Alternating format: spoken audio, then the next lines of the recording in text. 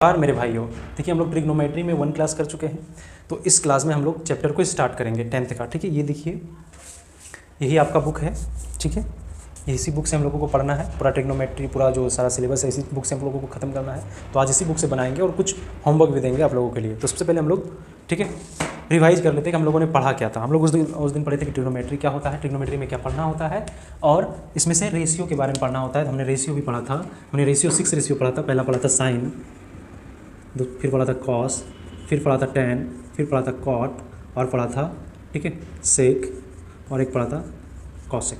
ठीक है, ये पढ़ा था। देखिए अगर इसमें से कोई भी एक यहाँ पे एंगल बना करके, ये एंगल, और इसमें सबसे बड़ी जो होती है ये हाइपोटेनस होती है, ये बेस होती है। रिवीजन क्लास है, अगर आप इस क्लास में नए आए हैं तो फिर आप ठीक है इसके प्लेलिस्ट में जा करके फर्स्ट क्लास को देख सकते हैं। ये परपेंडिकुलर होता है।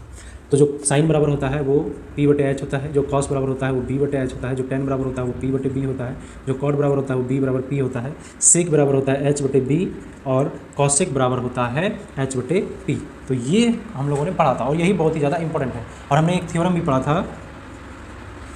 था, जो कि था H² बराबर P² plus B²।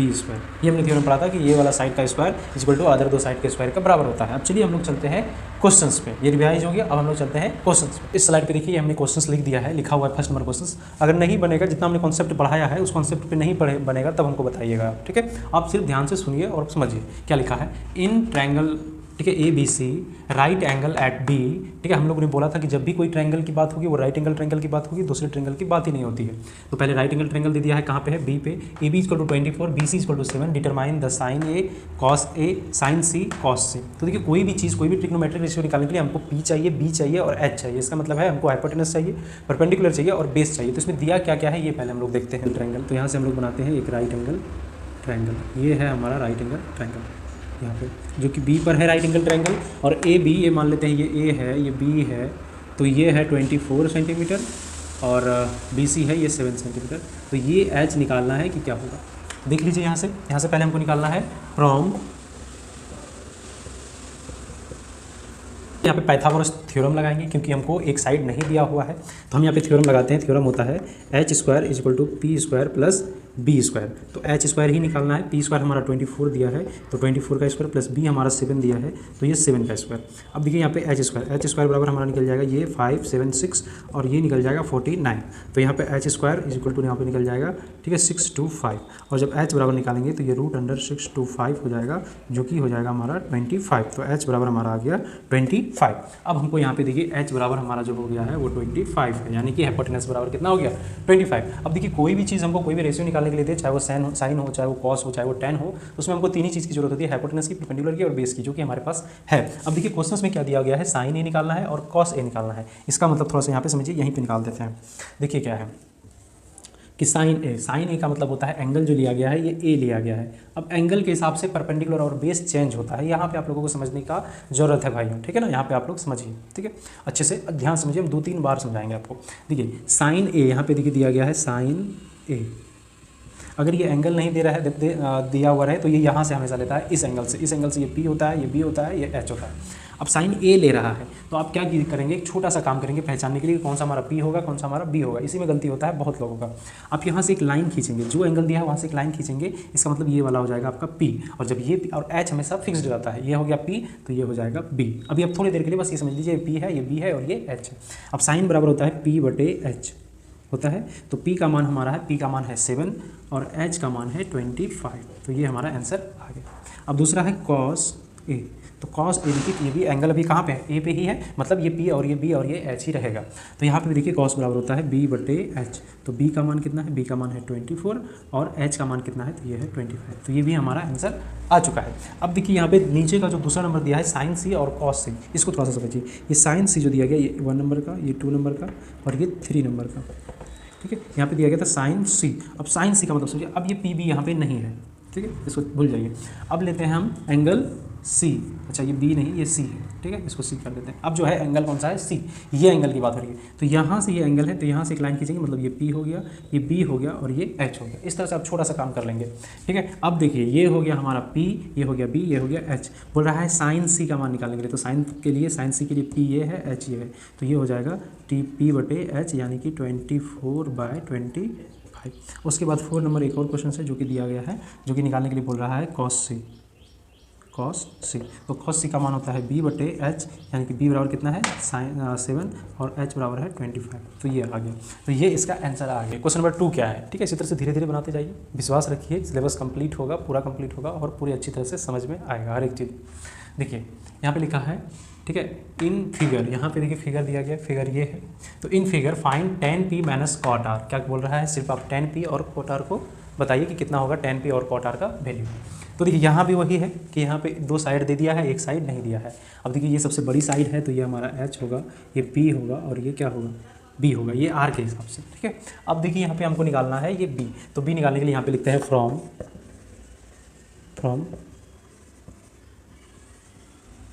Pythagoras theorem. तो फ्रॉम पाइथागोरस थ्योरम से h square is equal to p square plus b square.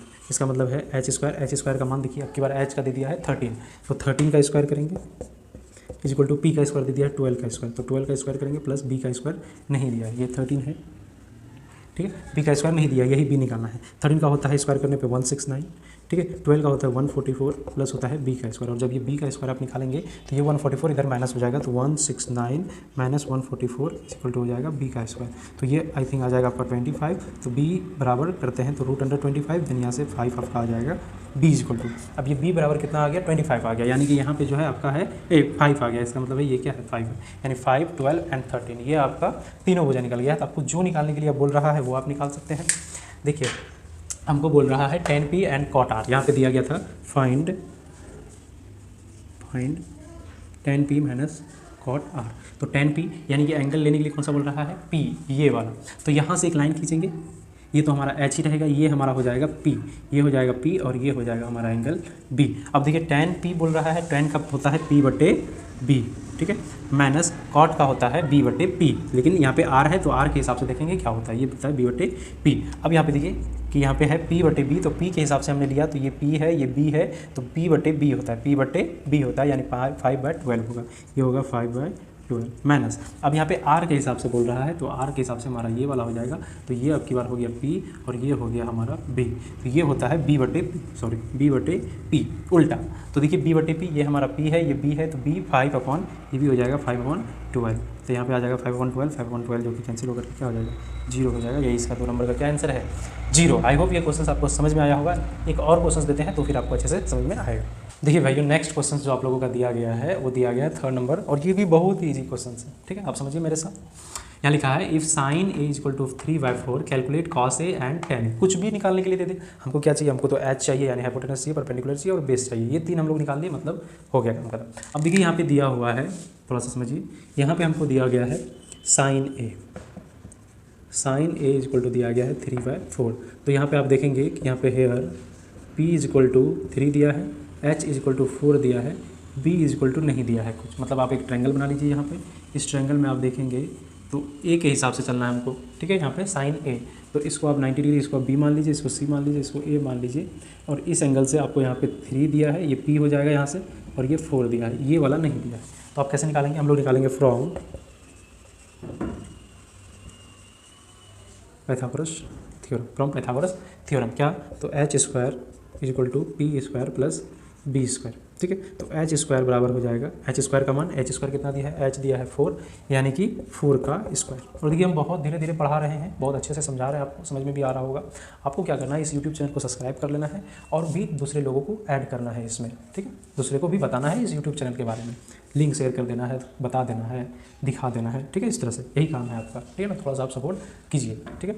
अब देखिए यहाँ पे पी स्क्वायर यानी कि ये 3 का स्क्वायर, और यहाँ पे बी स्क्वायर नहीं दिया है, यही निकालना है, तो ये बी का स्क्वायर। अब ये हो जाता है 16 इज इक्वल टू 9 प्लस ये हो जाता है बी का स्क्वायर। अब देखिए यहाँ से ये 16 में से ये 9 माइनस होगा, यहाँ पे b का स्क्वायर, देन यहाँ से 7 होगा बराबर, यहाँ से b करते हैं तो ये √7 आ जाता है, यानी b का मान आपका कितना आ चुका है √7, यानी इसका मान जो आ चुका है वो √7 आ चुका है। अब निकालने के लिए आपको क्या बोलता है वो देखिए, आपको बोल रहा है cos a बोल रहा है निकालने के लिए, cos a and tan a, और यहीं से बोल रहा है एंगल यही है, एंगल चेंज नहीं कर रहा।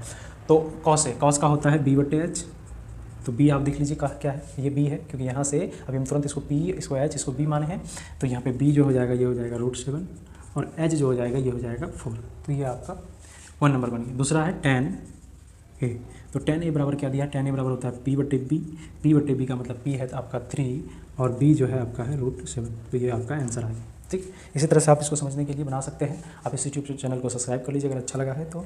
मिलते हैं अब नेक्स्ट वीडियो में, क्योंकि वीडियो ज़्यादा बड़ा हो जाएगा तो देखने में बोरिंग लगेगा, इसलिए नेक्स्ट जो क्वेश्चंस बनेगा वो नेक्स्ट वीडियो में बनेगा।